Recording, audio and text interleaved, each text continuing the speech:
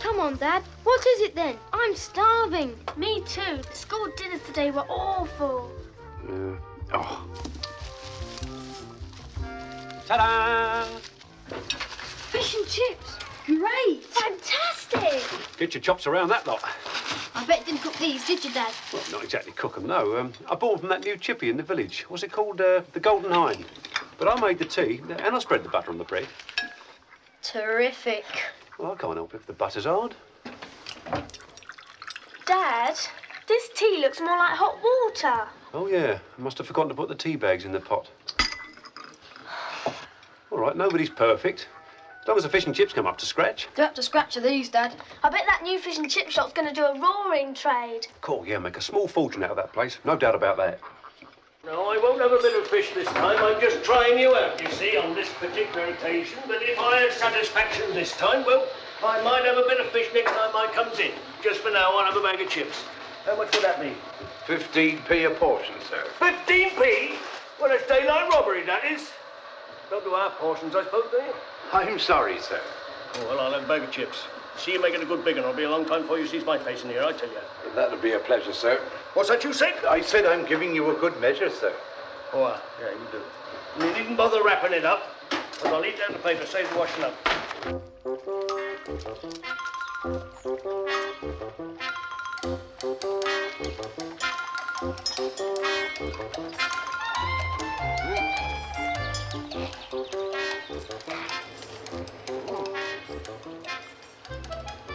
My. I never ponged a pong like that before. That's a pong and a half, is that? That makes the turnip water in the mouth, does that pong? Excuse me, mister. What do you got in that little titty sack? Something nice to eat, is it? Who touched that? Here, I knows you. You cause more trouble in this here village than a wagon load of monkeys, you have. P.C. Parsons has got his eye on you. And if you don't sling your hook, I'll see to it he gets his hands on you, too.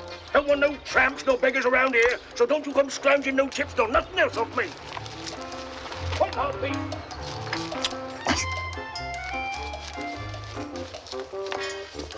That ain't no value for money, mister, so don't you say it is. There'll only be a law against selling that for a bag of chips. Well, you'll not see me round here again, Mary, I'll tell you that. And if there is a law against it, I'll have P.C. Parsons round here double quick.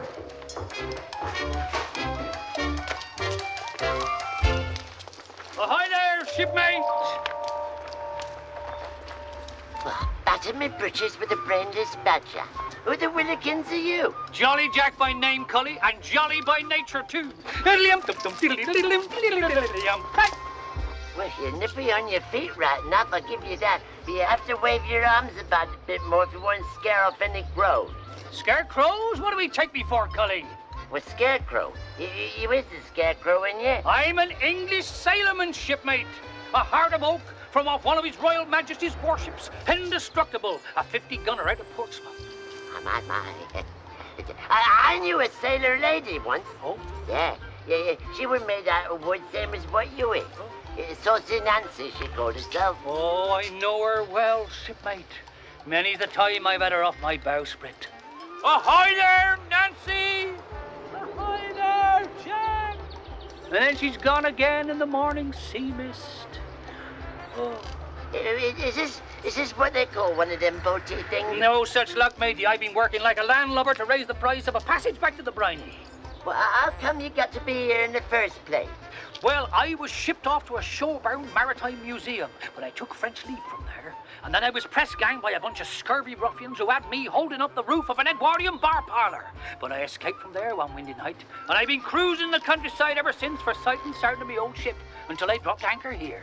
Well, if this ain't one of them there boaty things, what the hangment is it? It's the next best thing on shore to a life on the ocean briny. Oh, smell that sailorman's supper, shipmate. Yeah, I'm smelling it. In fact, I've been smelling it ever since I got here. one of the finest smells I ever smelled is that smell. I still don't know what it is. It's fish and chips, shipmate, that's what it is. Fish and chips? Fish and chips.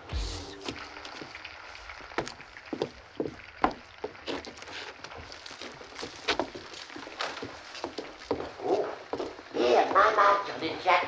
That's a fine piece of furniture, that nose thing. I'd look a fair old treat in my old barn with that piece of furniture. That's all. Well, you wouldn't want it if it was cold, would you, Cully? Now then, how many do you want, shipmate? How many can I have? Well, let me give you a few little chips there. And some fishy. And some fishy for Worzel. Yeah. And another fishy for Worzel. Yeah. And you have to stay. Oh, thank you.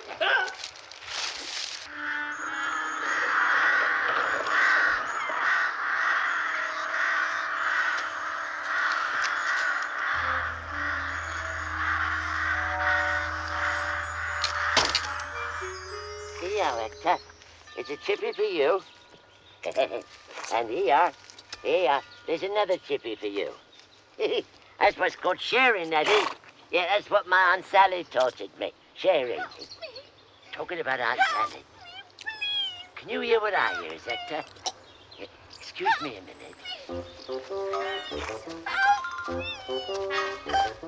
Hey!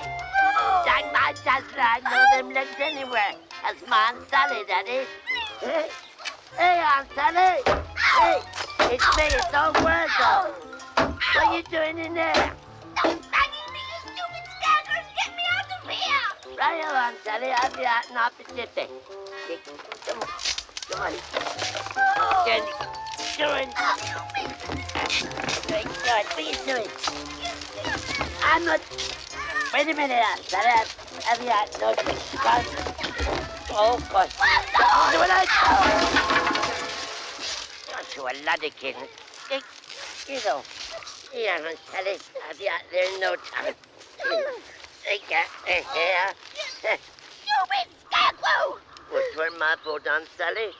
What was you doing in a sack of potatoes anyhow? Traveling to grander places you've never even heard of, you uneducated Eric! Well, you wasn't traveling in a potato sack, was you? I didn't set off in a sack of potatoes. I set off in elegance on the Orient Express. Only I missed my connection in Africa and I had to come back on the goods train incognito. Incognito? Oh, I see. Isn't that disgusting parcel you're holding? Fish and chips? No, it's not. Yes, it is. Have a look. There! Well, they got salt and thickener on them, Aunt Sally. Go on, help yourself. Have one. Me? Have a chip? Yeah. Me? Have a chip? I wouldn't stoop so low to have a chip if it was the last chip in the entire universe. I wouldn't be seen dead eating fish and chips. The teensy weensy one. No, you won't, so there. Great, weedy, guzzling, soppy streak of straw. You No! rip your head off. No. A teeny weeny one. No. Not even if I was to marry you. No. You won't. No. Why not? Because in the first place, I don't believe that you means it. And in the third place, I ain't gonna marry nobody what's only marrying me for me fish and chips. Worzel! Worzel, Gummidge! Come back here! Oh, I have to admit it's got me flummoxed, Mr. Crowman. Best if I know where that scarecrow's got to this time. Usually when it goes missing, I puts it down to the kids from the village, but somehow or other it always makes its way back to 10 Acre. Well, I'll keep my eyes peeled, Mr. Braithwaite. And if it don't turn up today, I'll bring you round a replacement. Oh, I don't know there's a new one. Might be the best idea, whatever happens. That old one never were red out at shifting rooks. And what he'd make of that lot, goodness only knows. Seagulls. Yeah, if it ain't one pestilence in farming, it's another. Crows is one thing to contend with, but gulls... I can't think what they're doing in these parts at this time of year. Some fishy reason. Well, good day, Mr. Braithwaite. Cheerio, Mr. Crowman. Hey, if you guys decide to make me a new scarecrow, you better make it a nautical one. Keep the gulls away. Chips again, I don't know. Here, Sue, give us one.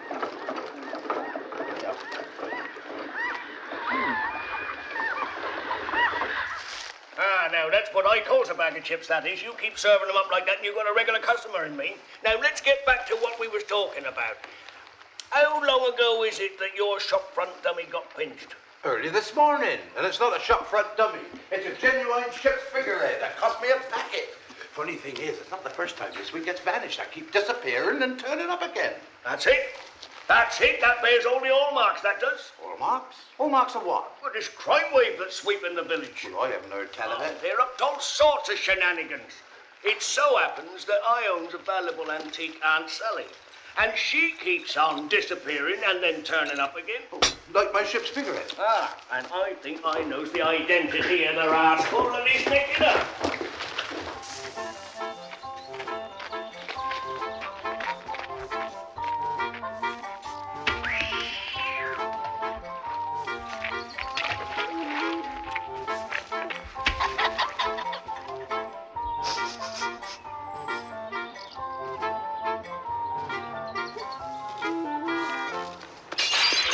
Here we go.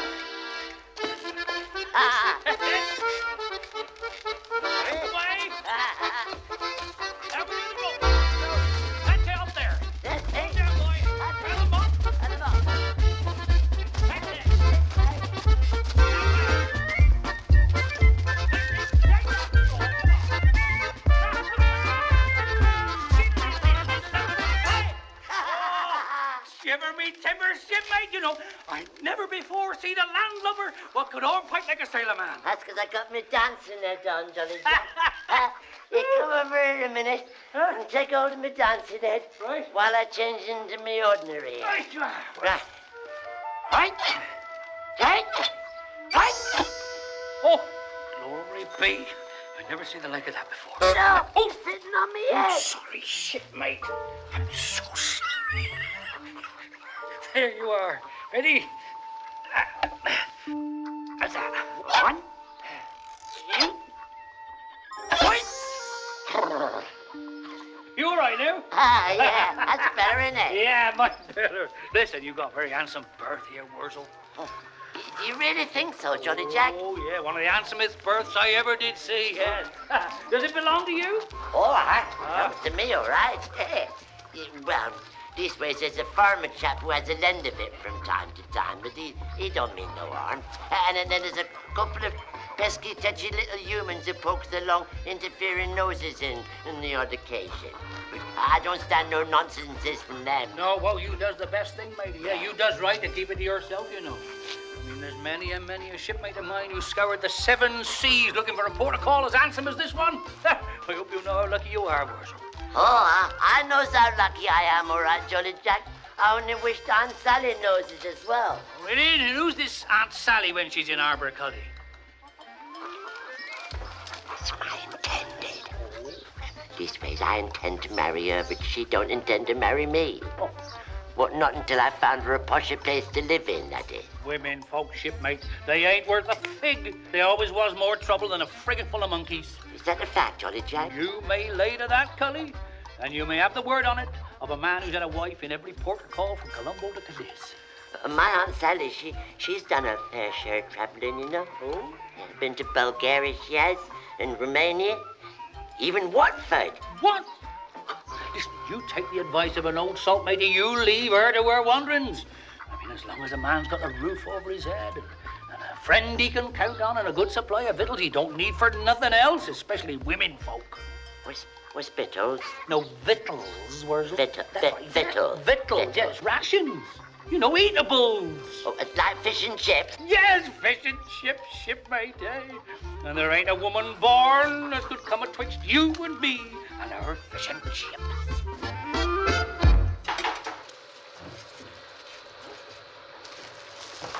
How are you managing then? Very well, sir. Thanking you, sir, for your inquiry, sir. Well, you certainly seem to have got the hang of things quick enough, I'll say that. Well, that's because I've had previous experience, sir. Begging your pardon, sir. Oh, that explains it then. I didn't know you'd been in the trade. In the trade? I've never been in the trade in my entire life. I once cooked a fishy supper for His Royal Highness the Duke of Albania. Caviar and chips and mushy peas, but that was because his proper cook was off sick with food poisoning. I was never in the trade. I did it as a favour for His Royal Highness. I was his house guest. Palace guest, actually. Well, I must pop off to the post office. I shall be back in a minute. Keep an eye on things, will you? Very good, sir. In the trade, indeed.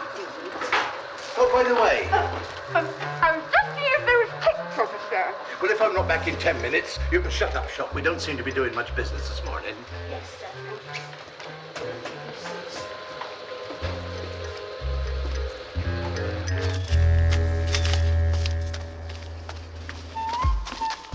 Yeah, dang me, Jolly Jack. I'll be bums whistle different we ain't in luck. Look, he's gone off down the street and he ain't even bothered to close the door. Come on, then.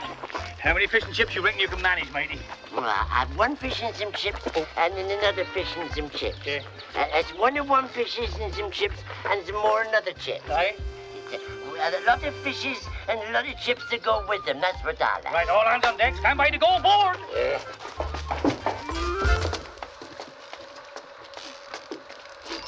Good morning. Aunt Sally, what for are you doing back there? Was you addressing me, my good man? Of course I was dressing you, you daft ape. You gone blind or something? Just old Worzel, and I ain't your good man neither. Hey, this is that there Aunt Sally I was telling you about, Johnny Jack. This is my intended. That's right, ain't it, Aunt Sally? And who might this handsome stranger be? This is my newest, bestest friend, Aunt Sally. He's been all over the world in one of them boaty things. Jolly Jack Tar, ma'am. From off His Majesty's Warship Indestructible. At your service. Yours to command. Mine to obey.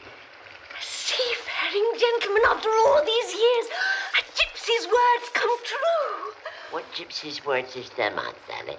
One day, she said, gazing into her crystal ball with smouldering gypsy's eyes, one day a tall, dark, handsome, admirable will cross your path, Aunt Sally. Well, hardly that yet, ma'am. Just an humble rating. But either a tall, dark, handsome admiral or a short, fair, curly-haired, humble rating. Those were her very words. You haven't told me yet what you're doing here, Aunt Sally. But now that you is here, can I have some fish and chips, please? Stop fluttering your eyebrow thingies at my bestest friend, Aunt Sally. You know it makes me jealous. Well, dang my britches, Jolly Jack. What are you doing back at her? Tipping her the wink, Cully. What for? Because I can't help it, can I? 'Tis my nature.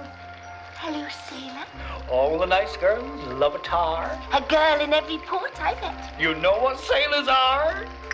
Yeah, you see, you're at it again. Now stop it at once before I loses my temper. And who, pray tell me, may this ill-mannered, uncouth, scrawny rat-man be? Why just keep telling you, Aunt Sally, it's me. It's old Worzel. Hold your tongue, hayseed, and wait your turn until I've finished serving this gentleman. He ain't no gentleman, Aunt Sally. He's with me. He's Jolly Jack, my bestest friend. Well, at least he was my bestest friend until you started fluttering at him. There's something about a sailor. The lady's pride and joy. Put a girl in every port, you know. Ship ahoy, ship ahoy. You're at it again. And what was it you was particularly wanting? Oh, some fish and chips, of course. Why else do you think I'd come in here? And how does you like your fish and chips, pray? Piping hot chips, Aunt Sally, with salt and big enough. And freshly catch fishes are covered in crispy golden crunchy batter. Come here, Worzel. And does you like a lot of batter, Worzel? Have the lot, then. Yeah. Where's that ain't cooked batter at all? That's raw batter. Ain't no use to know what raw batter is, isn't it? Aunt Sally! Aunt Sally!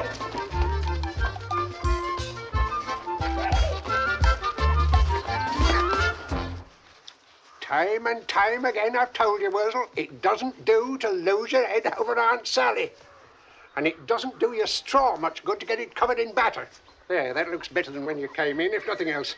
But I warn you, Worzel, one hint of a snivel when I put you back on, and off you come again straight away.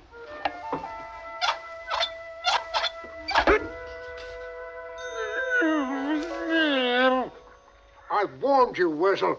Well, I can't help it, your generosity. I can't help sniffling. It's enough to make any scarecrow sniffle, isn't it? I've lost everything I had in the world. My intended, my newest bestest friend, and my fish and chips. And all at once it. And which of the three, I wonder, will you miss losing the most? Aunt Sally, Your Reverence. Aunt Sally isn't worth shedding tears over, Worzel. Haven't you learnt that yet? No, I'm afraid I haven't, Mr. Crowmancer. Aunt Sally will always mean tears and trouble. It's the way she's carved. Aunt Sally's unreliable. She's like a butterfly. She flutters from one thing to the next in a twinkling of an eye. Her eyebrows flutters as well, Mr. Crowmancer. Flitter, flutter, flitter, flutter, flitter, flutter. They goes all the time these days, like a moth in a candle flame. And as for your newest best friend, you wouldn't be able to rely on him for long, because Aunt Sally will find out to a cost. Jolly Jack will be summoned all too soon by the call of the sea. Begging your pardon for asking this question, Your Magnificence, but did you make him as well? No, I didn't, but I know of him.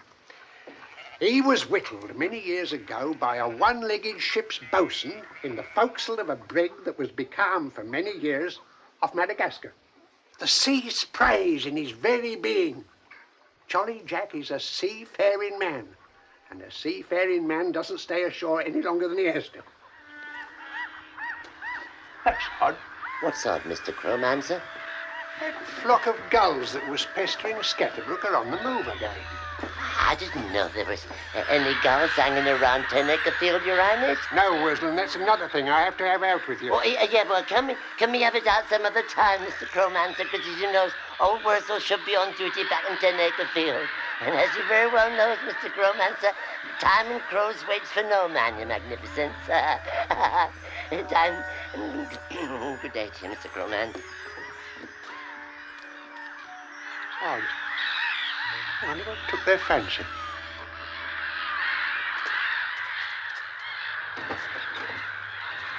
This is your lot for this week, Simon.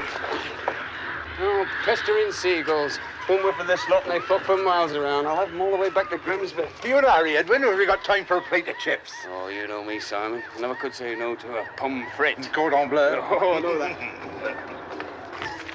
you take me with you, Johnny? Come now. The Ocean Bridie's no place for a pretty lady.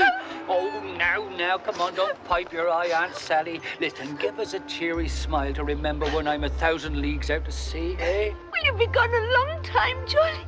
No longer than need be, you may lay to that. And who's to say that when I drop anchor here again that there won't be a mermaid's coral comb or a pretty pearl necklace tucked up in my ditty bag? For me, Johnny? Will you bring them back for me? That's more like it. And now, give me one last flutter of those lovely lashes before I go, and I'll tip you a wink as you'll never forget.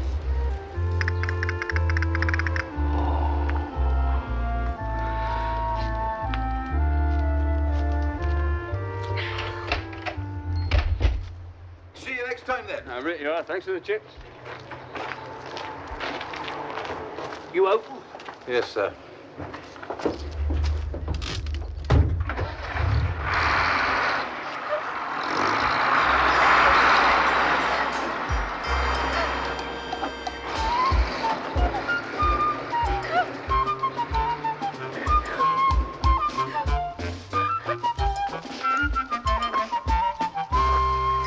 No use weeping and sniveling like that, Aunt Sally. You won't see him again. He's got a wife in every port, and he don't give a fig for none of them. He told me so himself. I don't care if he's got 100 wives and 100 ports worth of Gummidge. I'd wait a lifetime for a man like him rather than waiting half a minute for you. You don't have to wait around for me, Aunt Sally. I shall stay first. It's me who has to wait around for you. I'd wait a lifetime for you, Aunt Sally. I'd follow thee to the ends of the earth, so I would. Nothing would stop me, nothing. But maybe a bag of hot fish and chips. Or corn spurs and titchy little chip biscuit just to keep us going. You be off. I told you before about begging. I have the law on you. Oh, just one little titchy chip, mister, please. One little titchy chip for Chapways at the back of the picture. Hands over, hands up, boys. I've got the answer.